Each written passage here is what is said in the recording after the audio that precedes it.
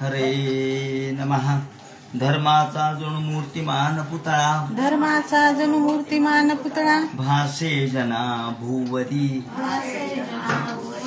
दीक्षा देव निजो जगतिया, दीक्षा देव निजो जगतिया, बद्धास हो उद्धरी. बद्धास हो उद्धरी. वाणीने वदता भागवती कथा, वाणीने वदता भागवती कथा, व्यासा प्रति भासला, व्यासा प्रति भासला, तो हा गुरु श्री जनार्दन असा, तो हा गुरु श्री जनार्दन असा, पाटांगणी शोभला. पाटांगणी सद्गुरुनाथ महाराज की जय. हरे नमः. हरे नमः. मत कथा श्रवणे श्रद्धा मधुन उद्यान मुग्धव, सर्व लाभोपहरणम दास्येन आत्मनिवेदनम. भगवान वेदव्यास वर्णन करून सांगू लागले. शुकाचार्य राजा परीक्षितीला आणि सूत शौनकादिकाला सांगतात. याप्रमाणे भगवान गोपाल कृष्ण उद्धवाला सांगतात, हे उद्धवा, हा सगळा भ्रम आहे. संपूर्ण विश्व म्हणजे माईक आहे, भ्रमात्मक आहे. ते कसं तर त्याने अलात चक्रवत असं म्हटलंय. ज्याप्रमाणे आपण आपलं उदाहरण द्यायचं झालं तर हातामध्ये फुलबाजी घेतली आणि फुलबाजी अशी गोल गोल गोल गोल फिरवली तर ज्याप्रमाणे आपल्याला एक चक्राकार गोलाकार भाग दिसतो. वास्तविक हे अग्नी काही गोल नाहीये, पण फिरवल्यामुळं आपल्याला तो गोल भासतो, चक्र भासतो. तेव्हा हे चक्र किंवा चक्राकार अग्नी हा जसा आपल्या दृष्टीचा भ्रम आहे त्याप्रमाणे अलात चक्रवत, या ठिकाणी अलात चक्र जसं आपण एखाद्या रहाट पाळण्यामध्ये बसतो आणि रहाट पाळण्यात बसल्यानंतर उंच जातो, पुन्हा खाली येतो, पुन्हा वर जातो, पुन्हा खाली येतो. हे जसं गतिमान चक्र आहे तसं हे प्रवाह, काळाचा जो प्रवाह आहे तो गतिमान आहे आणि त्या काळाच्या प्रवाहामुळं आपल्याला हे विश्व अशा पद्धतीने भासतं. याप्रमाणे हे सांगितल्यानंतर भगवान म्हणतात, हे उद्धवा, माझ्यामध्ये खऱ्या अर्थाने जो माझं स्मरण करतो, सगळ्या गोष्टी मला अर्पण करा. भगवान म्हणतात, यापेक्षा दुसरं काही नाही. ज्ञान सुद्धा नकोय, तुम्हाला ज्ञान नसलं तरी चालेल, पण तुम्ही सर्व भावाने मला शरण या. सर्व भावाने शरण आलं. शरण ही वृत्ती आहे जिथे नम्रता येते. ज्ञानामध्ये अहंकार असतो, पण शरण्य वृत्तीमध्ये नम्रता असते. आणि म्हणून जेव्हा माणूस शरण येतो भक्तीच्या पातळीवर, तेव्हा तो सर्व मला अर्पण करतो. ते म्हणतात, तुम्हाला बाग बगीचा लावायचा ना लावा, पण ते फुलं मला अर्पण करा. तुम्ही तुळशीचं बन लावा, पण त्या तुळशी मला अर्पण करा. त्याचप्रमाणे तुम्ही मंदिर उभा करा. तुम्हाला वेळ नाहीये नामस्मरण करायला, यज्ञयाग करायला, तर तुम्ही पाणपोया निर्माण करा. तुमच्याकडे पैसे आहेत पण वेळ नाही, मग पाणपोया स्थापन करा, मंदिरं उभे करा. त्याचप्रमाणे मंदिराला कळस निर्माण करा, ब्राह्मण भोजन त्या ठिकाणी घाला, अन्नदान त्या ठिकाणी करा. मम पर्वानुमोदनम, माझ्या निमित्ताने माझ्या जन्मकथा तुम्ही गा. त्याला वेळ नसेल तर जन्मकथा आयोजित करा. आपण वेगवेगळ्या पद्धतीने ह्या जन्मोत्सव साजरे करतो. ते म्हणतात, माझ्यासाठी सगळं काही करा आणि मग मला मतकथा श्रवणे श्रद्धा, माझ्या कथेमध्ये माझ्या चरित्रावरती श्रद्धा ठेवा आणि ही श्रद्धा माझ्या चरित्रावरती ठेवून माझं ध्यान करा. माझेच जन्मकथन करा, माझेच महोत्सव करा, मग काला करा. त्याप्रमाणे त्या भगवंताच्या निमित्ताने जन्मोत्सव करा, बालोत्सव करा, क्रीडास्थान निर्माण करा, पण त्यामध्ये माझं महत्व तुम्ही गा. गीत तांडव नृत्यादी, गायन करायचं तर माझंच करा, नृत्य करायचं तर भगवंतासमोरच करा. सगळे उत्सव मला माझ्या समोर करा. यात्रावली विधानांच, याप्रमाणे वैदिकी आणि तांत्रिकी अशा दोन्ही प्रकारच्या दीक्षा सांगितल्यात. आणि नंतर ते म्हणतात, तुम्हाला जर काही झालं नाही तर कीर्तन प्रवचन हे सगळं करत असताना त्याच्यासमोर देवळाच्या मध्ये असणाऱ्या वेगवेगळ्या मंदिराच्या समोर रांगोळ्या काढा, रंगावली काढा, सडा संमार्जन करा, सुंदर घर सजवा, देवघर चांगलं करा, ग्रह शुश्रूषण मय्यद आणि दासवत. तुम्ही जणू काही दास आहात, शरण्य वृत्ती तुमच्यामध्ये ठेवा. मात्र हे करताना कुठेही स्वतःचा मोठेपणा करू नका, स्तोम करू नका, लौकिक करू नका, केवळ फोटोसाठी गोष्टी करू नका, केवळ व्हिडिओसाठी करू नका. अंतःकरणातून करा. मला कोणी पाहतंय, माझं कोणी महत्व गातंय म्हणूनही करू नका. अमानित्व शब्द वापरलाय. त्याचा मान नको, मर्यादा नको, स्वतःबद्दलचा अभिमान नको. निरभिमान वृत्तीने, निरहंकारी वृत्तीने आणि निरीच्छ भावनेने माझी सेवा करा, ती मला पावेल. आणि हे करत असताना माझे वेगवेगळे रूप आहे. तुम्ही म्हणाल आता का हो, आम्ही अशा ठिकाणी राहतो की जिथे एकही मंदिर नाही. मंदिर नाही, आमच्या जवळ मंदिरच नाही. मग नसू द्या, गाय येते ना तुमच्याकडे, गाय येते तर गायीमध्ये माझं रूप पहा. ब्राह्मण येतो का, ब्राह्मणामध्ये माझं रूप पहा. नाही, गाय येत नाही, ब्राह्मण येत नाही, सूर्य तर रोज उगवतो, मग सूर्यामध्ये माझं रूप पहा, पाण्यामध्ये माझं रूप पहा, त्याचप्रमाणे आकाशामध्ये माझं रूप पहा. आणि या सर्वांच्या मध्ये मी पाहून सेवा करा. सूर्योग्नी ब्राह्मणो गाव वैष्णव खंबरू जलम. वायू तर सगळीकडे ना, वायूमध्ये माझं रूप पहा. तुम्हाला मी माझ्यासाठी दर्शनाला येण्यासाठी कोणत्या मंदिराची गरज नाही. तुम्हाला सूर्य आहे, वायू आहे, अग्नी आहे, त्याप्रमाणे पाणी आहे, हे सगळं माझंच आहे. आणि सूर्य तो विद्या त्रय्या, याप्रमाणे अतिथी तो सुद्धा माझंच रूप आहे. आणि त्या अतिथीची सेवा आपण करा. अतिथीला खाऊ पिऊ घाला, त्याला खुश करा. अतिथेन तो विप्राग्रे गोष वसा दिना. आणि हे करताना तो अतिथी कोणी असो, चांडालश्च पपाके भ्यो, आपल्या गीतेमध्ये म्हटल्याप्रमाणे तो चांडाळ असू द्या, तो पुलकस असू द्या, तो अस्पृश्य असू द्या, पण त्याच्यामध्ये माझा आत्मा आहे हे पहा. मी सर्वांच्या अंतरंगामध्ये आहे. या दृष्टीने गाय हे माझं रूप आहे. गवी हस्तिनी आपल्या गीतेमध्ये सांगितलंय. पण प्रत्येकाची पूजा, आता गायीची पूजा कशी करायची ते म्हणतात, गाईला चारा घाला, तिला गोग्रास गहू घाला, झाली गायीची पूजा. कुत्रा आलं, मग काय कुत्र्याला पाठवा बसवणार काय, कुत्र्याला माळा घालणार काय, नाही म्हणले. कुत्र्याला भाकरी टाकली, झाली त्याची पूजा.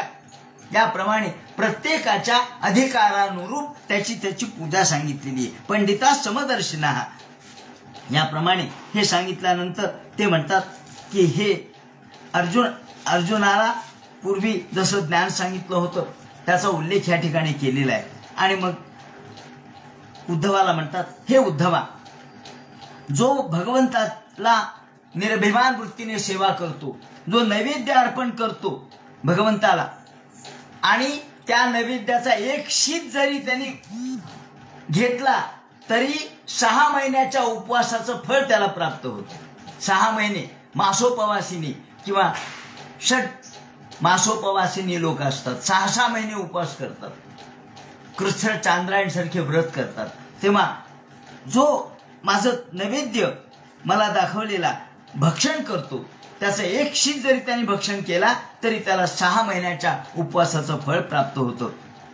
जो मनुष्य माझं तीर्थप्राशन करतो, माझाच नैवेद्य भक्षण करतो आणि माझं निर्माल्य आपल्या कपाळी लावतो, तो विष्णूच आहे, तो विष्णू रूपच आहे, असं या ठिकाणी सांगितलेलं आहे. वैष्णवे बंधू कृत्या ध्याननिष्ठया. याप्रमाणे अपि दीपावलोकमे, आणि मला ओवाळलेले दिवे दुसरीकडे ओवाळू नका. मला जे तुम्ही ओवाळता, माझ्यासाठी एक समय ठेवली तर त्या समयीचा दुरुपयोग करू नका दुसऱ्यासाठी. माझ्यासाठी जे ठेवलं ते माझ्यासाठी ठेवा. म्हणून अपि दीपावलोकमे नोपयुज्या निवेदितम. दुसऱ्यासाठी ते उपयोग करू नका, ते उष्ट होतं. म्हणून तुम्ही मला ओवाळलेले दिवे दुसरीकडे ओवाळू नका. अपि दीपावलोकमे नोपयुज्या निवेदितम यद यदिष्टमतम लोके याच्या ते प्रियमात्मनः. याप्रमाणे मग पुढे 12व्या अध्यायामध्ये भगवान सांगतात सत्संगाचा महिमा आणि कर्मत्यागाचा विधी सांगतात. आणि हे सांगताना म्हणतात की हे उद्धवा, अरे माझ्या भक्तीसाठी कशाचीच गरज नाही. भक्तीचं महत्व असं आहे की न रोधयति माम योगो न सांख्यं धर्म एव च. माझ्यासाठी योग करायची गरज नाही. योग याग विधी येणे नवे सिद्धी. माऊलींनी सोप्या शब्दात सांगितले, हेच सांगितले. योग करू नका, याग करू नका, तीर्थाटन सुद्धा करू नका, तीर्थयात्रेलाही जाऊ नका. का? काय करायचे? त्या ठिकाणी माझं सेवा कुठेही जरी केली तरी ती मला पावते. म्हणून स्वाध्याय करू नका, दक्षिणा देऊ नका, कोणते व्रत नियम करू नका, तुम्ही न करावे, तीर्थात शिका. माऊलींनी सांगितले त्याप्रमाणे यथावृंदे सत्संग, फक्त सत्संग तेवढा करा. आणि या सत्संगाचं महत्व एवढं सांगितले की या सत्संगाने कोण कोण मुक्त झाले ते म्हणतात. गंधर्व अप्सरसो नागा. अहो नागपत्नी भगवंताच्या नुसत्या संघाने मुक्त झाल्या, भगवंताच्या सहवासाने मुक्त झाले. यमुनेमधला नाग, याप्रमाणे कालिया मुक्त झाला. खग पक्षी गरुड मुक्त झाला. त्याप्रमाणे हा ज्याला आपण जटायू पक्षी म्हणतो तो सुद्धा मुक्त झाला. खग म्हणजे जटायू. त्याप्रमाणे विद्याधर मुक्त झाले, शूद्र मुक्त झाले. बहवो मतपदा पराष्टात पारशा वृषपर्वा बलीर बाणो. या ठिकाणी सर्वांची नावच सांगितली. अहो वृषपर्वा काय, बली काय, बाण काय म्हणजे बाणासूर काय, मय काय, विभीषण काय, सुग्रीव, हनुमान, वृक्ष म्हणजे हा अस्वल जो भगवंताला मुलगी अर्पण केली, असा प्रत्यक्ष जरी अस्वल जातीने होता तरी तो मुक्त झाला, जांबवान. त्याप्रमाणे गज म्हणजे हत्ती हा मुक्त झाला. गृध्र गिधाड मुक्त झालं, अर्थात हे ज्याला आपण जटायू म्हणतो तो. वणिक पथा व्याध मुक्त झाला, कुब्जा मुक्त झाली. अहो या सर्वांनी यज्ञपत्नी यांनी काय केलं होतं? भगवान म्हणतात अहो हे सगळे ते नाधी तर श्रुती गणा, त्यांनी वेद अभ्यासले नाहीत, त्याचप्रमाणे शास्त्र अभ्यासले नाहीत, गुरुकडे जाऊन काही मार्गदर्शन घेतलं नाही, कोणत्या प्रकारची उपासना केली नाही, कोणते व्रत तप केले नाहीत, फक्त सत्संग केला. आणि याच्याही पेक्षा विशेष म्हणजे प्रत्यक्ष या स्त्रिया गोपिका त्या मुक्त झाल्या. त्या केवळ कशाने मुक्त झाल्या तर माझ्या सहवासाने मुक्त झाल्या. केवलेने ही भावेन, फक्त भाव ठेवला माझ्यावर, फक्त केवळ माझ्यावरती भाव ठेवला आणि त्या मुक्त झाल्या. केवलेन ही भावेन गोप्यो गावो नगा मृगा. गोपी मुक्त झाल्या. नग कोणता? हा त्यावेळेस भगवंताच्या गोवर्धन पर्वत, ज्या गोवर्धन पर्वताला भगवंताने उद्धरित केलं तो मुक्त झाला. नगा मृगा, मृग मुक्त झाले, गायी मुक्त झाल्या, झाड मुक्त झाले, मृग मुक्त झाले, पक्षी मुक्त झाले. येणे मोड देव नागा सिद्धा मामुग रंजसा. फक्त माझ्या सहवासाने हे मुक्त झाले. आणि मग कधी सांगतायत भगवान हे वयाच्या 125व्या वर्षी सांगतायत, उद्धवाला ज्ञान सांगतायत. आणि त्यांना आठवण कधीची झाली? 8व्या-9व्या वर्षाच्या काळातली, गोकुळातली, म्हणजे 115-16 वर्षापूर्वीची आठवण झाली कृष्णाला. कृष्ण म्हणतात रामेण सार्धम मथुराम प्रणीते. अरे उद्धवा तुला काय सांगू, ज्या वेळेला मी बलरामदादा सोबत मथुरेला जायला निघालो, अक्रूर मला घेऊन जायला आले आणि या वेळेला सगळ्या गोपिका अडवून माझी वाट अडवून बसल्या. नाही कृष्णा, आम्ही तुम्हाला जाऊ देणार नाही, म्हणून आम्ही इथं प्राणत्याग करू पण तुला जाऊ देणार नाही. रामेण सार्धम मथुराम प्रणीते स्वाभलगिनामय ननुतिचित्ता बिघाड भावे नमे वियोग. माझा वियोग त्यांना सहन झाला नाही. अहो ज्यांना एक क्षण माझा वियोग सहन होत नव्हता त्यांना माझा वियोग कसा सहन होईल? आणि त्या ठिकाणी ठिया मांडूनच बसल्या, ठाण मांडून बसल्या. परंतु या अशा स्त्रिया, अशा गोपिका यांनी काय अभ्यासलं होतं, काय ज्ञान होतं त्यांना? काही नव्हतं.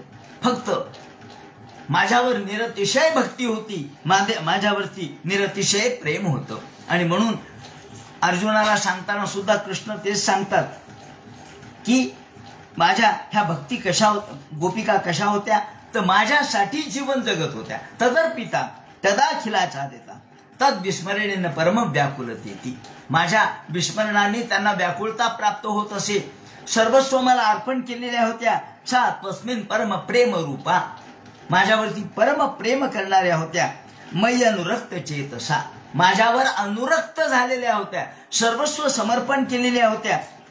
आणि हा मथुरेतला जातानाचा प्रसंग त्यांना आठवतो. म्हणून का अर्जुना बिगी आली प्रथमा, एरवी काय प्रेमा अनुवाद असे, असं गीतेमध्ये सुद्धा म्हणजे ज्ञानेश्वरीत सुद्धा भगवान सांगतात. तया व्रजांगनाची निजे मज मिनले या काय माझे स्वरूप न होती की. याप्रमाणे केवलेन हि भावेन गोप्यो गावो नगा मृगा मम जन्मानुकर्म कथनम मम पर्वानुमोदनम. हे सांगताना मी सगळ्या गोपिकांच्या वरती प्रेम केलं, त्यांना मुक्त केलं, कारण त्या सुद्धा सर्वस्व भावनेने मला शरण आलेल्या होत्या. म्हणून एरवी काय प्रेमा अनुवादू असे, प्रेमाला अनुवाद नाहीये, प्रेमाला दुसरा शब्द आपल्याला सांगता येणार नाही. प्रेम म्हणजे प्रेम आहे, ते प्रगाढ आहे आणि ते अंतरंगाच्या तळमळीतून व्यक्त होतं. म्हणून हे अर्जुना, त्यावेळेला कृष्णाने गीतेत त्यांचाच उल्लेख केला आणि आता उद्धवाला तेच उल्लेख करतात याप्रमाणे. आणि मग ते सांगतात, हे मत्कामा रमणम जार, जरी या सगळ्या स्त्रिया माझ्याकडे जार म्हणून आल्या, माझ्याकडे प्रियकर या भावनेने माझ्याकडे त्यांनी पाहिलं, प्रेम भावनेने माझ्याकडे आल्या, काम भावनेने माझ्याकडे आल्या, परंतु त्या जेव्हा माझ्यामध्ये एकरूप झाल्या तेव्हा त्यांचा काम निष्काम झाला, त्यांचा काम राहिला नाही. कारण जे माझ्यामध्ये येतं ते मीच होऊन जातं. म्हणून ते म्हणतात की तया व्रजांगनाची निजे मज मिनलिया, माझ्यात जर मिसळल्या, एक आपण लवण म्हणजे मीठ आहे, मिठाचा खडा पाण्यात टाकला, मीठ जोपर्यंत वेगळं आहे तोपर्यंत तो वेगळेपण आहे, पण पाण्यात टाकल्यानंतर मीठ विरघळून जातं, ते एकरूप होतं, पुन्हा वेगळं मीठ आपल्याला दिसणार नाही. तशा ह्या गोपिका कृष्णाकडे जाईपर्यंत कामाच्या दृष्टिकोनातून भगवंताच्या प्रेमातून गेल्या, पण जेव्हा भगवंताशी एकरूप झाल्या तेव्हा त्या भगवत स्वरूप झाल्या. म्हणून ते म्हणतात मत्कामा रमण जार मग स्वरूपो विदो बला हा ब्रह्ममाम परमम प्रापो संगच्छात सहस्रशः. ज्याप्रमाणे हा जीव काय आहे, हा जीव कसा आहे हे सांगतात. स एष जीवो विभर प्रसूती प्राणेन घोषेण ग्वाम प्रविष्टा. आधी या ठिकाणी उत्क्रांतीवाद सांगितलेला आहे. उत्क्रांतीवाद म्हणजे असा की आधी काहीच नव्हतं, त्यातून मग अव्यक्त होतं, अव्यक्तातून सगळं व्यक्त झालं. आधी परा पश्चंती मध्यम आणि वैखरी, समजा ह्या वाणीचे प्रकार आहेत. म्हणजे परावाणी बेंबीपाशी आहे, पश्चंती छातीपाशी आहे, त्याप्रमाणे परा पश्चंती मध्यमा ही कंठापाशी आहे आणि वैखरीने आपण बोलतो. पण आपण जर शब्दच उच्चारला नाही तर कोणालाच कळणार नाही, का तर तो सूक्ष्म स्वरूपात आपल्या अंतःकरणात आहे. त्याप्रमाणे सूक्ष्म स्वरूपामध्ये ते म्हणतात अग्नी. हा आता आपण म्हणतो काय उकाडा आहे, काय उकाडा व्हायला, काय धग वाटायला लागली. हा धग आणि उकाडा म्हणजे काय हो, हे अग्नी आहे, हा अग्नीच आहे, पण तो अव्यक्त स्वरूपात आहे. पण ती धग, तो उकाडा म्हणजे अग्नीचं अव्यक्त स्वरूप आहे. पण जेव्हा तो एखाद्या लाकडाला लागतो तेव्हा तो प्रगट होतो, तो व्यक्त आपल्याला दिसतो. जेव्हा तो एखाद्या लाकडामध्ये असतो तेव्हा तो अव्यक्तच असतो, पण घर्षणाने तो प्रगटतो आणि दिसल्यानंतर बघा आपण म्हणतो अग्नी लागलाय. अग्नी लागला कधी म्हणतो, जेव्हा आपल्याला तो दिसतो, पण तोपर्यंत तो नसतो का, तो आहेच आहे. ही उष्णता आहे म्हणजे अग्नी आहे. याप्रमाणे कर्मात्मक पुष्पफुले प्रसूते संसार वृक्षाचं रूपक या ठिकाणी केलेलं आहे. आपल्याला माहिती आहे गीतेच्या 15व्या अध्यायामध्ये जसं संसार वृक्षाचं रूपक आहे, ऊर्ध्वमूल मध्य शाखम अश्वत्थम प्राहुरव्ययम, त्याप्रमाणे इथे सुद्धा संसार वृक्षाचं रूपक केलेलं आहे. याचे 2 बी आहेत. कोणते बी आहेत? एका वृक्षाला 2 बीज आहेत, एक पाप आणि दुसरं पुण्य.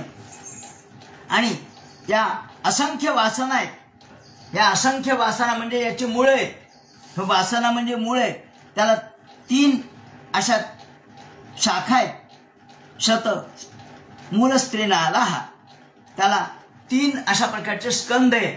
कोणते? सत्व, रज आणि तम, हे 3 गुण आहेत. त्यानंतर 5 पंचभौतिक याच्या शाखा आहेत आणि याचे 5 रस आहेत. 11 इंद्रियाच्या शाखा आहेत आणि त्यावर फळ आलेलं आहे. ते फळ सुखदुःखात्मक फळ आहे. पाप आणि पुण्याचं सुखदुःखात्मक फळ आहे. पापाचं दुःखात्मक आणि पुण्याचं सुखात्मक असं फळ आलेलं आहे. आणि या फळाकडे जो पाहतो, जो या फळाची अपेक्षा करतो तो जीव आहे आणि जो फळाकडे निरपेक्षपणे पाहतो तो शिव आहे. ग्रामेचरा एकमरण्यवासा हंसाय एकम बहुरूप विजय मायामयम वेद सवेद वेदम. ज्याप्रमाणे जो या फळाची अपेक्षा करतो तो जीव आहे, जो फळाची अपेक्षा करत नाही तो शिव आहे. ज्याप्रमाणे आणि हे सगळं आपल्याला कसं प्राप्त व्हावं, निरीच्छता कशी प्राप्त व्हावी, तर ते म्हणतात एवं गुरु उपासना या एक भक्त्या, फक्त भक्तीने आणि गुरुच्या उपासनेने तुम्हाला हे प्राप्त होईल.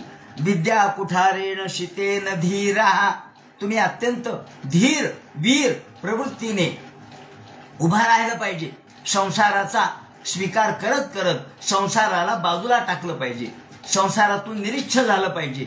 निरीच्छ व्हायला सुद्धा आपल्याला धीर वृत्ती कायम ठेवली पाहिजे आणि त्यातून विद्यारूपी हातामध्ये कुऱ्हाड घ्या, ज्ञानरूपी कुऱ्हाड घ्या आणि या सगळ्या वासना छेदून टाका. विवृष्ट जीवाशयम प्रमत्ता. जीवाशय, जीवाशय म्हणजे कर्माशय. हा 17 पदार्थांचा जो देह आहे, जीव आहे, ज्याला आपण सूक्ष्म जीव म्हणतो. आपल्या वरच्या देहाच्या आतमध्ये जो जीव राहतो तो सूक्ष्म अशा प्रकारचा लिंग देह आहे. तो 17 किंवा 18 पदार्थांचा आहे. याला नष्ट केलं पाहिजे तर मुक्ती आहे. लिंगदेहाचा नाश म्हणजे मुक्ती. लिंगदेहाचा जोपर्यंत नाश होत नाही तोपर्यंत मुक्ती नाही. संपद्येच्या आत्मान वनस्पतीशास्त्रम याप्रमाणे. आता ते म्हणतात उद्धवानी भगवंताला विचारलं, देवा तुम्ही हंस रूपाने जो उपदेश केला, हंस रूपाने जे ज्ञान सांगितलं, ते पूर्वी ब्रह्मदेवाला विचारलं होतं सनकादिकांनी आणि ब्रह्मदेव देखील कुंठित झाले, त्यांना ज्ञान सांगता येईना. त्यावेळेला भगवान म्हणतात मी हंस रूपाने प्रगटलो आणि हंस रूपाने मी हे ज्ञान सांगितलं. हे ज्ञान सांगत असताना काय सांगितलं ते मला सांगा. असं म्हटल्यावर त्यांनी सांगायला सुरुवात केली. आगमोप प्रजादेश काल कर्म जन्मच.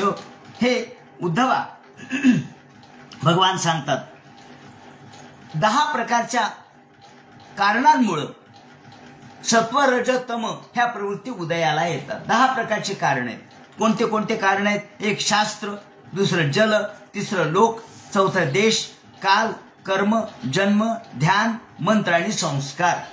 या सगळ्या गोष्टीमुळे सत्व रज तम यांची उत्पत्ती होते आणि सत्व रज तमाच्या उत्पत्तीमुळे माणूस या संसारामध्ये अडकतो. आणि वेणू संघर्ष जो निर्दग्धा सामित तद्वनम. पण जेव्हा त्याला ज्ञान प्राप्त होतं, पण ज्ञानही शेवटी नष्ट व्हायला पाहिजे. ते कसं नष्ट व्हायला पाहिजे तर जसं एखाद्या अरण्यामध्ये वेळू वेळूला घासतो आणि 2 वेळूच्या घर्षणातून त्यातून स्फुल्लिंग निर्माण होतं, आग निर्माण होते आणि ती सगळी वेळूलाच जाळते. आग कुठून निर्माण झाली? वेळूतून. जाळलं कोणाला? वेळूला.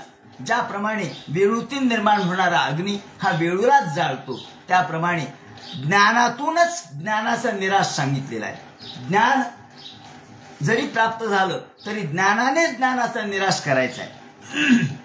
याप्रमाणे एवं गुण जो देह सामिती तत्क्रिया. आणि भगवान सांगतात हे उद्धवा, याप्रमाणे यावेळेला मी जे ज्ञान सांगितलं ते ज्ञान गुण कसा निर्माण होतात, गुणातून वृत्ती कशा निर्माण होतात आणि त्यातून संसार कसा निर्माण होतो. देहांच्या मश्वर्म मुथ्यतम वा. आणि म्हणून ज्ञानासिना भजतमा अखिल संशयाधी. ज्ञानरूपी असिना, असिना म्हणजे तलवार. ज्ञानरूपी तलवारीने आपल्याला सगळ्या प्रकारच्या संशयाचा निराश करायला पाहिजे. मग त्यामध्ये योग सांगितलाय, धारणा सांगितली आहे. मानवाची प्रवृत्ती भोगाकडे का होते? सतत मानव हा एवढं सगळं कळत असताना माणूस भोगाकडे का प्रवृत्त होतो असा प्रश्न इथे विचारलेला आहे. की एवढं सगळं होत असताना माणूस पुन्हा पुन्हा भोगाकडे का जातो? ते म्हणतात बिंदती मध्याप्रायण विषयान पदमापदाम. पदमापदाम ह्या वासनेतून दुःख आहे. आपदा, आपदा म्हणजे दुःख. पण तरी सुद्धा माणसाची प्रवृत्ती ही वासनेकडे का जाते? तथापि भुंजते कृष्ण तत्कथम श्वखराजवत. श्व म्हणजे कुत्रा, खर म्हणजे गाढव, आणि तिसरा सांगितलाय अज. अज म्हणजे मेंढा किंवा ही बोकुड.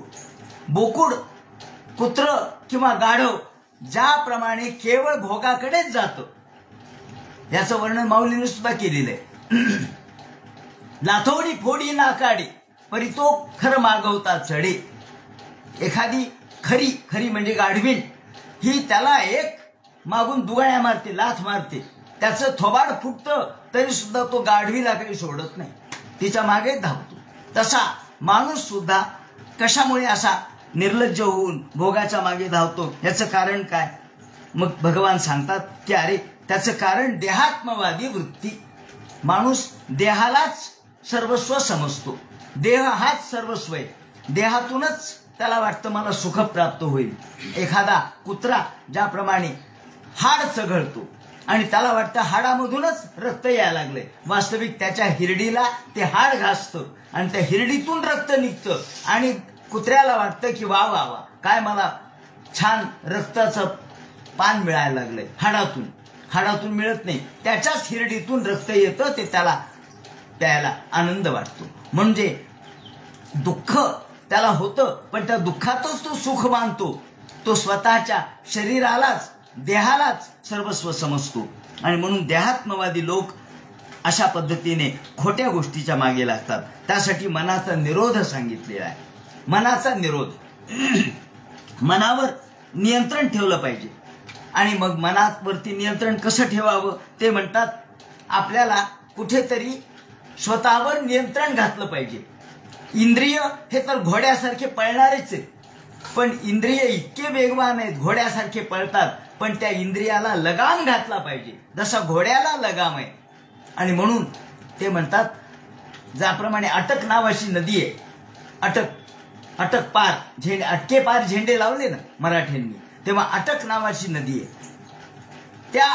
ती नदी इतकी मोठी आहे, पण त्या नदीच्या जर पलीकडे जायचं झालं घोड्यावरून, तर आधी घोड्याला अडवावं लागतं, घोड्याला आखडावं लागतं, म्हणजे घोडा पुढे उडी मारतो. ते म्हणतात,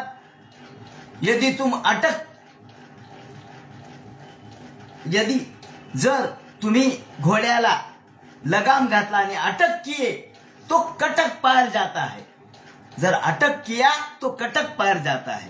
म्हणून ते म्हणतात, कटक नदीच्या पलीकडं अटक केल्याशिवाय जाता येत नाही. तसं आपल्याला भगवंतापर्यंत उडी मारायची योगाच्या द्वारे, तर आपल्या इंद्रियाला अटक केलं पाहिजे, म्हणजे नियंत्रित केलं पाहिजे. आणि म्हणून योग धारणा सांगितली, ध्यान सांगितली, समाधी सांगितली, आसन, प्राणायाम, ओंकार, हे सगळं मी हंसरूपाने सनकादिकांना सांगितलं. तस्याहम हंसरूपेण सकाशमगमंतदा, ज्याप्रमाणे हंसरूपाने मी हे ज्ञान सांगितलं. आणि कर्तृत्व आणि भोक्तृत्व म्हणजेच जीवदशा आहे, त्यामध्ये अहम, मी, अहंकार हा त्याला कारणीभूत ठरतो. तो जोपर्यंत तो नष्ट होत नाही, म्हणून आपण आपल्या देहावरचा अहंकार काढून टाका. दैवात पेत मूत दैव साधुपेतम वासो यथा परिकृतम मध्ये रामदांधा, जसं तिसऱ्या स्कंधामध्ये कपिलाचार्यांनी सांगितले, तोच शब्द या ठिकाणी वापरलाय की वासो यथा परिकृते मध्ये रामदांधा. एखादा दारू पिलेला मनुष्य, जसं त्याला स्वतःच्या वस्त्राचंही भान नसतं, तो जसा उन्मुक्त असतो, त्याप्रमाणे खरा भक्त हा उन्मुक्त असतो, योगी उन्मुक्त असतो, त्याला कशाचंही भान नसतं, बेभान असतो. म्हणून हा देह दैववश आहे, देवाने प्राप्त झालेला आहे. आणि जोपर्यंत आपल्याला भगवंतानी क्षण दिले तोपर्यंत हा जगत राहणार आहे. पण त्याच्यावरचा ममत्व, अहंकार काढून टाका, मी हे करतो हे काढून टाका. आणि मग त्याने उदाहरण दिले, ज्याप्रमाणे एखाद्या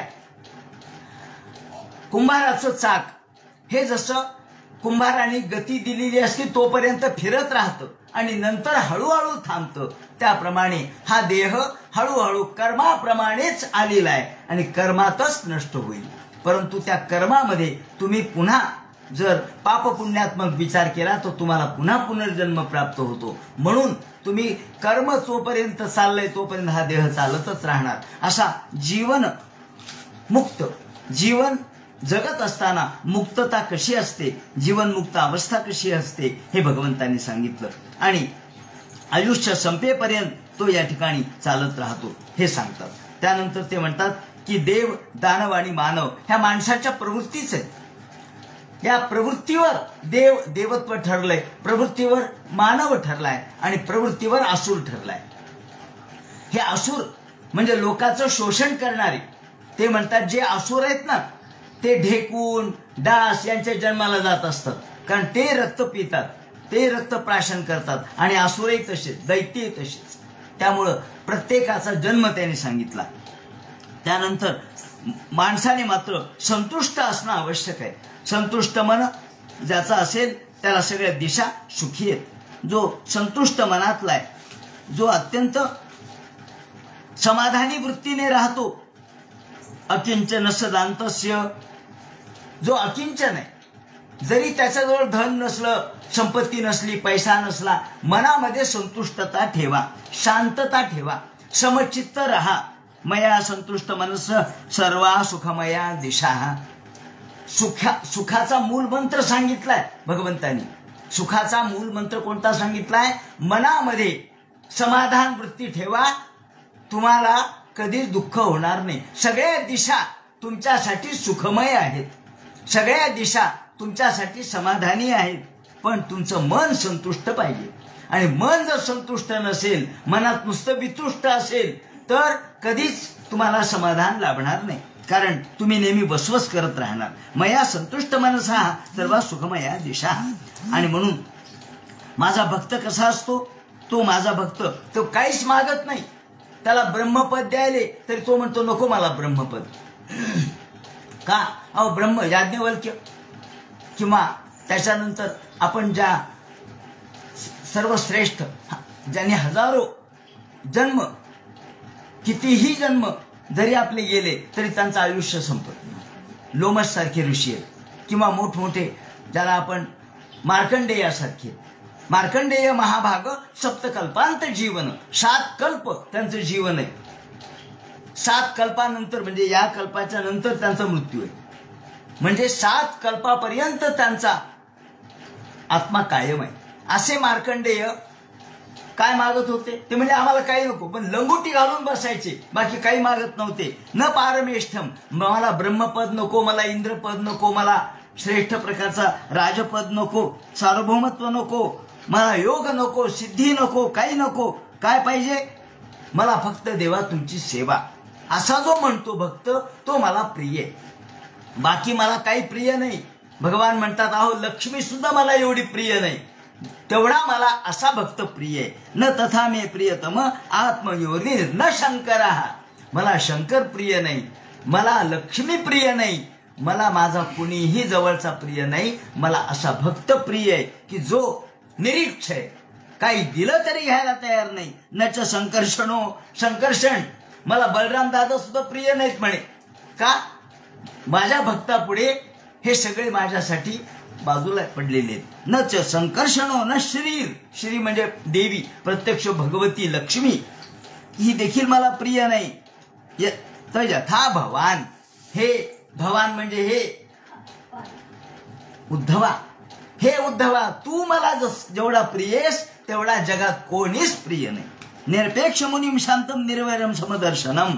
आणि असे तुझ्यासारखे भक्त हे मला प्रिय असल्यामुळं हे उद्धवा, खरा भक्त तो असतो की ज्यानी जो भक्ती पुनाती मन्निष्ठा, ही भक्ती सर्वांना पवित्र करणारी आहे. गंगा नदी तरी फार तर आंघोळ केली तर आपण पवित्र होऊ, पण माझी भक्ती सर्वांना पवित्र करणारी आहे, ती अंतःकरणाला पवित्र करणारी आहे. मग तो अंत्यज असो, अंत्यज सुद्धा माझ्या भक्तीने पवित्र होतो. चोखामेळा, संत चोखामेळा यांनी शुद्ध चोखामेळा करी नामाचा सोहळा, इथं शुद्ध शब्द वापरलाय. चोखामेळा शुद्ध कधी झाला हो? ते म्हणाले मी ज्या वेळेला भक्त झालो त्याच वेळेला मी शुद्ध झालो. आता मला माझ्या जन्माबद्दलचा काहीही अंतःकरणामध्ये जन्म माझा वाईट आहे असं वाटत नाही. मी अंत्यजाच्या पोटी जन्माला आलो. सुरुवातीला वाटायचं हे देवा तू इतकं तू लांब आहेस, मज दूर दूर हो म्हणसी तुझं भेटू कवण्या रीती. पण आता नाही वाटत, आता असं वाटतं की तू माझ्या हृदयातच आहेस, तू माझ्याच जवळ आहेस, तू कुठे लांब आहेस. आणि म्हणून शुद्ध चोखा मेळा करी नामाचा सोहळा. शुद्धत्व इथे येतं, शांतत्व इथे येतं.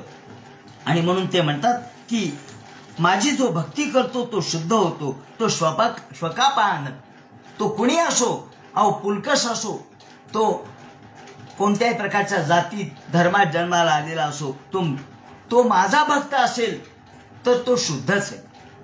भक्ती पुन्हा ती, कारण भक्ती सर्वांना शुद्ध करते. आणि असा माझा भक्त कसा आहे ते म्हणतात. कशावरून ओळखायचा हो तुमचा भक्त, कशावरून ओळखायचा?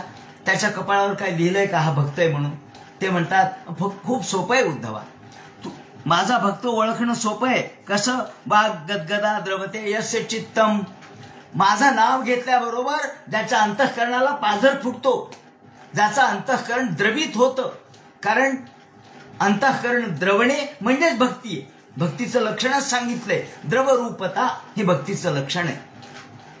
माझं नाव घेतल्याबरोबर माझ्या चिंतनामध्ये ज्याचं अंतःकरण द्रवित होतं, अंतःकरण पघळतं, अंतःकरणाला पाझर फुटतो आणि त्याच्या वाणीमधून भगवंताचं नाव घेता घेता सद्गदित होते वाणी.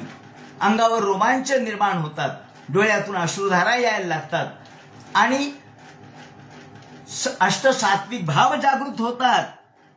असा जो असतो तो माझा भक्त. माझा भक्त हा केवळ नुसत्या लोकांच्या म्हणण्यासाठी, केवळ बाहेरच्या व्यवहारामध्ये दंग नसतो.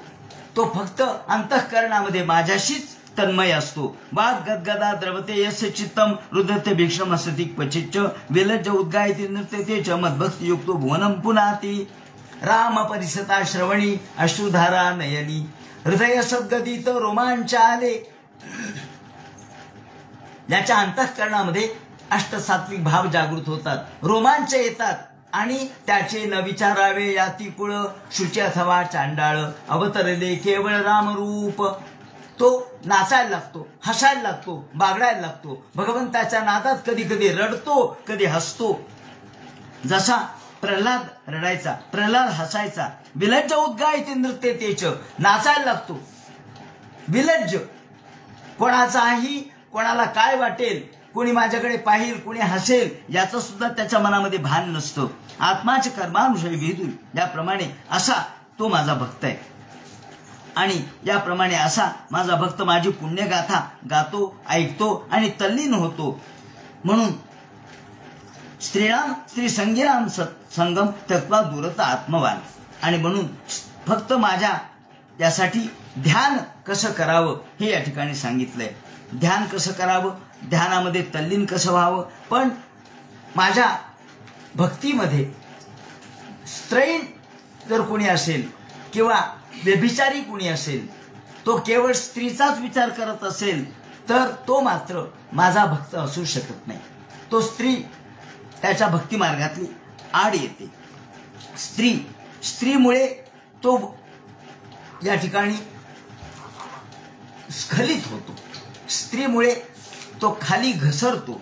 त्यामुळं स्त्रीणाम स्त्री संगीनाम संगम त्यक्त्वा दूरता आत्मवान. स्त्री संग तेवढा त्यांनी दूर करायला सांगितलेला आहे. आणि स्त्री संघातूनच खऱ्या अर्थाने तो जर स्खलित होत असेल तर माणसाने स्त्री संघ सोडावा. याप्रमाणे जसं अग्नीत तापवलेलं सुवर्ण मलरहित होतं, तसा माझा भक्त हा कर्मसंचयाने दूषित झालेल्या चित्तवृत्तीतून शुद्ध होतो. मग कर्माशय राहत नाही, मग कोणत्याही प्रकारचं कर्म त्याला लिप्त होत नाही. चित्तवृत्तीतून तो शुद्ध होतो. आणि याप्रमाणे अशी शुद्धता त्याच्या मनामध्ये प्राप्त झाली म्हणजे तो स्त्रीच्या नादी लागत नाही. स्त्री ही दोषी नाहीये, स्त्री संग हा दोषास्पद किंवा त्याची जी कामिक वृत्ती आहे ती दोषास्पद आहे. त्यामुळे स्त्रीच्या संगतीनं, केवळ स्त्रीच्या संगतीनं माणूस घसरत नाही. अनेक स्त्रिया आहेत की ज्या स्त्रियांनी पुरुषाला चांगल्या मार्गावरती आणलेलं आहे. स्त्री संग बाधक नाहीये.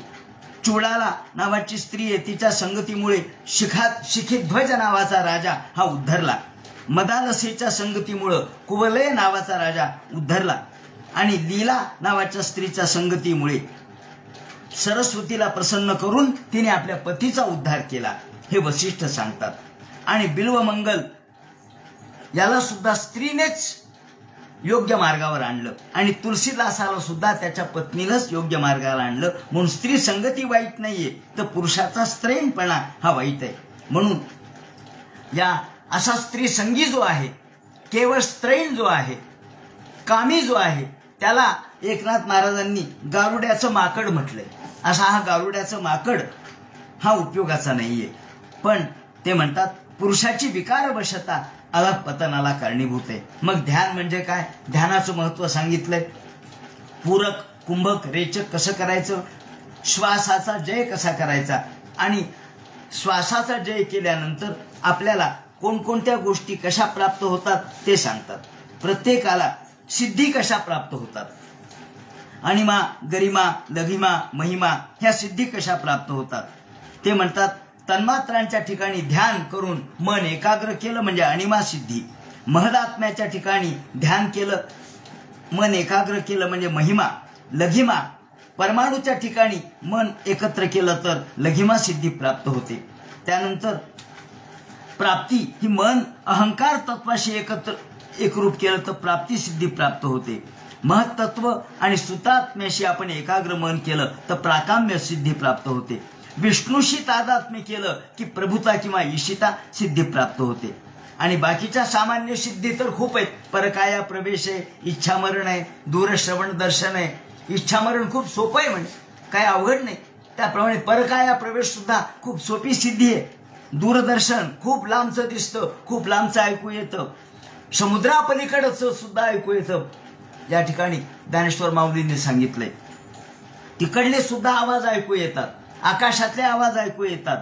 मंडन मिश्र यांच्याकडे नाही का शंकराचार्य गेले, त्यावेळेला त्यांनी अमरू राजाच्या शरीरात प्रवेश करून ज्ञान मिळवलं आणि याच्यावरती विजय मिळवला. याप्रमाणे इकडे चांगदेव राऊळ यांनी सुद्धा हरिपाळ देवाच्या शरीरामध्ये प्रवेश केला. आपल्या 12व्या-13व्या शतकात, फार लांब नाही, जवळचे उदाहरण आहेत, फार दूरचे नाही. शंकराचार्य तरी 8व्या शतकात होऊन गेले, पण चांगदेव राऊळ तर 12व्या-13व्या शतकामध्येच होते. त्यावेळेला चांगदेव राऊळांच्या पत्नीनं श्राद्धाच्या दिवशी त्यांना आपल्या संघाची इच्छा प्रगट केल्यावर तिथून ते घरातून बाहेर पडले आणि एका गुहेत जाऊन लपले. गुहेत गेल्याबरोबर एका स्त्रीला वाटलं बरं झालं हे गुहेत गेले, आपण त्यांच्याबरोबर लग्न करावं, म्हणून ही गुहेत गेली. तर गुहेतच त्याने आपला देह ठेवला आणि तिथून जे त्यांचा आत्मा गेला ते एक नुकताच मुलगा ठार झाला होता याच्यामध्ये, युद्धामध्ये, भडोसला, गुजरातमध्ये.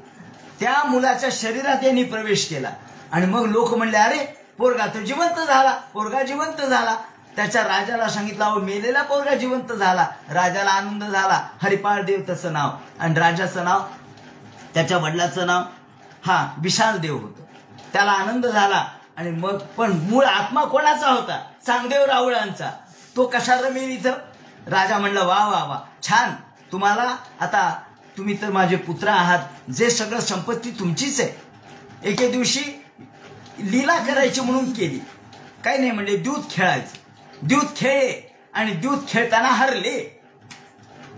हरायची प्रवृत्ती, हरून जावं, हरले. हरल्यानंतर समोरचा माणूस म्हणला तुम्ही द्यूतात हरले, सगळं सोनं नाणं आणा. आपल्या बायकोला म्हणले अगं तुझ्या अंगावरचं सगळं सोनं दे बरं. ती म्हणली माझं? हो तुझं सोनं दे. आणि मग ती म्हणली काय माझं सगळं सोनं तुम्ही देऊन टाकलं? तो म्हणला अरे माझ्यापेक्षा तुझा सोन्यावर जीव आहे का? आणि मग त्या दिवशी जेवणच केलं नाही. त्याचे वडील म्हणले अरे आज का जेवण नाही केलं? हरला म्हणून काय झालं? अरे हे सगळं राज्य तुझं आहे. त्याला कडेवर घेऊन आले, जेवण दिलं आणि नंतर मात्र त्याच्या मनात आता आपण निघून जायचं इथून, काही नाही काहीतरी कारण काढायचं, निघून जायचं. आणि मग वडिलाला म्हणले मला रामयात्रेला जायचे. कुठे? ते म्हणले मला रामाच्या दर्शनाला जायचे. तिथून रामाच्या दर्शनाला म्हणून जे निघाले लोक म्हणले हो यांच्यासोबत कुणी नोकर चाकर पाठवा. पाठवले. नोकर चाकरही बरोबर गेले. हे नोकर चाकराच्या डोळा चुकून जे निघून गेले ते परत आलेच नाहीत. ते आले चक्रधर.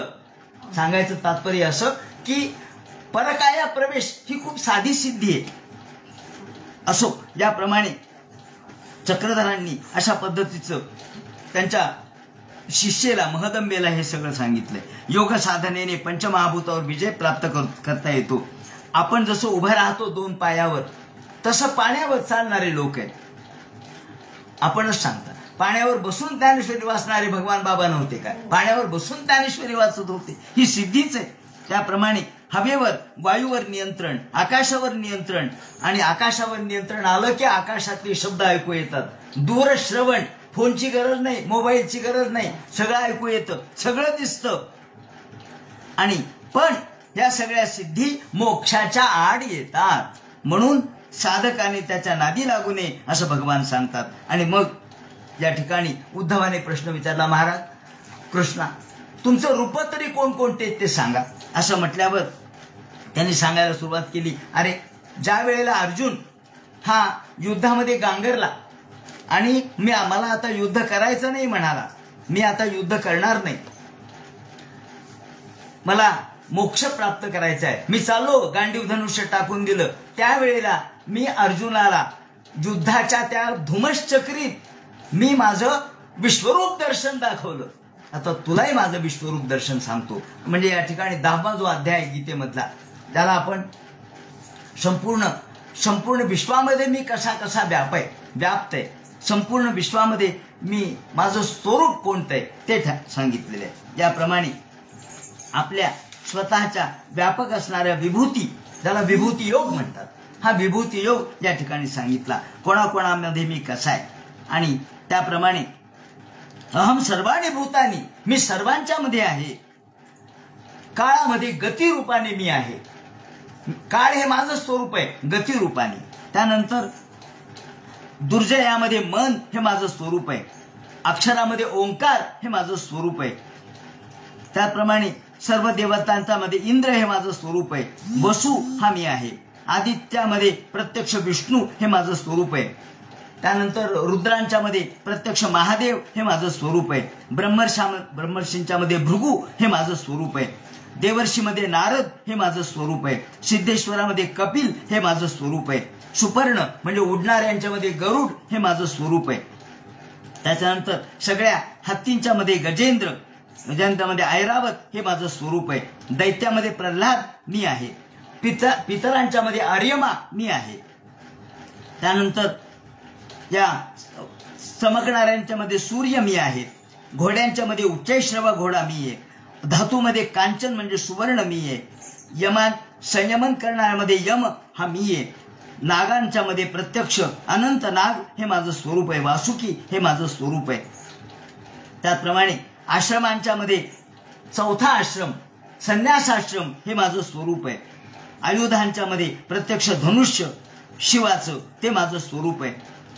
सगळ्या वाहणाऱ्यांच्या मध्ये गंगा आणि नदी हे माझं स्वरूप आहे. औषधीमध्ये मी यव आहे. वनस्पतीमध्ये मी अश्वत्थ आहे. पुरोधासामध्ये मी वसिष्ठ आहे. ब्रह्मष्ठीमध्ये मी बृहस्पती आहे. स्कंदामध्ये मी प्रत्यक्ष कार्तिक स्वामी आहे. त्यानंतर यज्ञामध्ये ब्रह्मयज्ञ हे माझं स्वरूप आहे. वायवग्निंब त्यामध्ये शुद्धता हे माझं स्वरूप आहे. अन्वीक्षिकी विद्या आणि स्त्रियांतु शतरूपाहम, सगळ्या स्त्रियांच्या मध्ये शतरूपा हे माझं स्वरूप आहे. त्यानंतर पुरुषांच्या मध्ये स्वयंभू व मनु हे माझं स्वरूप आहे. गुह्यामध्ये सुनृत गोड भाषा हे माझं स्वरूप आहे. मौन हे माझं स्वरूप आहे. आणि संवत्सरामध्ये मी प्रत्यक्ष मधुमाधव या महिन्यांच्या मध्ये मी आहे. ऋतूंच्या मध्ये मासांच्या मध्ये मार्गशीर्ष महिना हे माझं स्वरूप आहे. आणि नक्षत्रामध्ये अभिजित हा मी आहे. अहम युगानांच कृतम, कृतयुग हे माझं स्वरूप आहे. व्यासांच्या मध्ये द्वैपायन व्यास हे माझं स्वरूप आहे.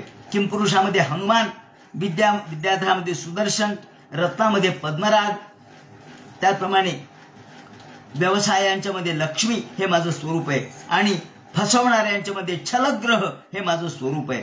सगळ्या वसूंच्या मध्ये विश्वावसू, पूर्वचिती हे गंधर्वामध्ये मी आहे. अप्सरेमध्ये मी स्वतः पूर्वचिती अप्सरा आहे. आणि भूधरांच्या मध्ये मी गंधमादन पर्वत मी आहे. सगळ्या पाण्यांच्या मध्ये रस हा मी आहे. याप्रमाणे सर्वत्र मी कसा आहे हे या ठिकाणी सांगितलं आणि अशा पद्धतीने हा विभूती योग सांगितला. त्यानंतर वर्णाश्रम धर्माचं निरूपण केलेलं आहे. वर्ण म्हणजे ब्राह्मण, वैश्य, क्षत्रिय, शूद्र. माणसाने हे नाही जमलं तर ते नाही जमलं तर ते. मुळात माणसाने वर्णाश्रम धर्माप्रमाणे राहावं. ब्राह्मणाने यजन याजन करावं, त्याप्रमाणे शिकवण्याचं काम करावं. तसं क्षत्रियाने रक्षणाचं काम करावं, वैश्याने व्यापाराचं आणि शूद्राने सेवेचं. पण एखाद्या वेळेला काही वेळेला अशी परिस्थिती येते की माणसाला आपद्धर्म स्वीकारावा लागतो. मग अशा वेळेला काय करावं तर ते म्हणतात तोपर्यंत आपद्धर्म स्वीकारा, पण पुन्हा चांगले दिवस आल्यावर पुन्हा तुमच्या नेहमीप्रमाणे वागा. ज्ञानेश्वरीमध्ये एक ओवी आलेली आहे. यामध्ये त्याने असं म्हटलंय की एकदा एक अशी परिस्थिती आली. त्याचं नाव आहे अगस्ती चांद्रायण. तेव्हा अगस्ती कृच्छ चांद्रायण नावाचा तो ब्राह्मण, त्याच्यावरती वाईट परिस्थिती आली. म्हणजे आता काय करावं. मग त्यांनी माशा लागी भुलला. त्यांनी यावेळेला माश म्हणजे काय तर ज्याला आपण उडीद म्हणतो, उडीद. आणि तुमचं मसूर, तर मसूर काही देवाला चालत नाही. पण काय करावं, खायलाच मिळालं नाही. ब्राह्मण असून त्याला खायला मिळालं नाही. तो म्हणजे माशा लागी भुलला ब्राह्मण पाण बुडो जाहला, माऊलींनी लिहिलंय. तो माशा लागी भुलला, त्यांनी हे खाल्लं, उडीद आणि मसूर खाल्ली. मग तो बिटाळला मसूर खाल्ल्यामुळं, कारण मसूर हे मांसासारखं असतं. त्याचा धर्म बुडाला. मग लोक म्हणले का म्हणले तुम्ही तर तेव्हा मसूर खाल्ले, पण आता तुम्हाला आम्ही मसूर दिले तर का खाईत नाही. ते म्हणे नाही, त्यावेळेला मला जिवंत राहणं आवश्यक होतं, म्हणून मला काहीच नाही मिळालं म्हणून मी मसूर खाल्ले. पण आता मी उपाशी राहू शकतो 8-8 दिवस, म्हणून जरी मला काही मिळालं नाही तरी मी माझा धर्म सोडणार नाही. जसं असं म्हणतात विश्वामित्रांनी सुद्धा एकदा कुत्र्याचं मांस खाल्लं, कुत्र्याची टंगडी खाल्ली होती. तेव्हा म्हणे विश्वामित्रांनी कुत्र्याचं मांस का खाल्लं, ते म्हणे काहीच खायला मिळालं नाही म्हणून खाल्लं. पण याचा अर्थ नेहमीच खात होते असं नाही. पण पुन्हा एकदा जेव्हा ते चांगले दिवस आले तेव्हा पुन्हा आपल्या मूळ असणाऱ्या धर्माचं रक्षण त्यांनी केलं. म्हणून ब्राह्मण जरी झाला आणि त्यांनी एखाद्या वेळेला आपद्धर्म स्वीकारला तर चालतो. क्षत्रियाने सुद्धा आपद्धर्म स्वीकारला तर चालतो. क्षत्रिय त्यांनी व्यापार केला तरी चालेल, व्यापाऱ्यांनी सेवा केली तरी चालेल, पण कुत्र्यासारखं राहायला जीवन जगू नका, हा मुद्दा या ठिकाणी सांगितलाय. आणि ब्राह्मणस्तुत देहोयम क्षुद्र कामाय नेष्यते. ब्राह्मणाचा देह क्षुद्र कामासाठी नाहीये, त्यांनी तप करावं, धर्मकर्म करावं. ब्राह्मणस्य ही देहोयम क्षुद्र कामाय नेष्यते कृच्छाय तपसेचे प्रेत्यानंत सुखायच. हा मुद्दा या ठिकाणी सांगितला की माणसाने ब्राह्मण जर तुम्ही म्हणून जन्माला आला असाल तर तुम्ही तप करा, ध्यान करा, अनुष्ठान करा, चांगले धर्मकर्म करा आणि त्या ठिकाणी समाजाला वळण लावा. कृच्छ्राय तपसेचे कृच्छ्र म्हणजे आपल्या शरीराला कितीही कष्ट झाले तरी चालतील तपश्चर्येचे, पण प्रेत्यानंत सुखायच शारीर दैहिक सुखाचा विचार करू नका. याप्रमाणे कुणी कोणत्याही आपल्या वर्णाश्रम धर्माप्रमाणे वागावं ज्याप्रमाणे त्यांनी सांगितलं. पण कुत्र्यासारखं न स्ववृत्त्या कथंचन, स्ववृत्तीने वागू नका. यानंतर पुढे वानप्रस्थ आणि संन्यासाश्रमाचे धर्म सांगितलेत आणि पुढे भगवंतांनी आता यानंतर ज्ञान भक्ती यमादी साधना याचे विवरण भीष्माचार्याकडून जे ऐकलं होतं ते कसं केलं या संबंधी जे सांगतील तो सगळा उद्याच्या चिंतनात सांगण्यात येईल. हरे नमः. पुंडलिक वरदे हर विठ्ठल सीताकांत स्मरण जय जय राम. पार्वती पते हर हर महादेव. श्रीमज्जनार्दन गुरुमूर्तये नमः.